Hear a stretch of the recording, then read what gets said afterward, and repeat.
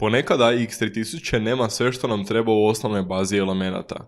U tom slučaju, mi možemo stvoriti bilo kakav naš objekt i napraviti to da nam AX prepozna element kao da je dio sustava.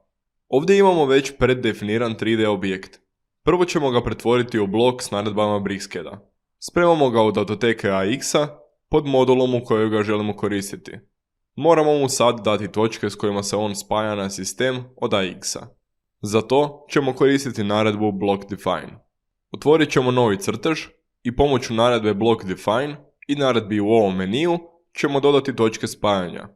Ovdje određujemo rotaciju spajanja i promjer ili presjek cijevi pomoću koje se spaja. Sad kad to imamo, možemo dalje koristiti ovaj blok u nekom sistemu AX-a. Ovo vrijedi za sve komponente koje bismo htjeli koristiti u sustavu, osim na primjer radijatora, jer se oni moraju raditi na poseban način.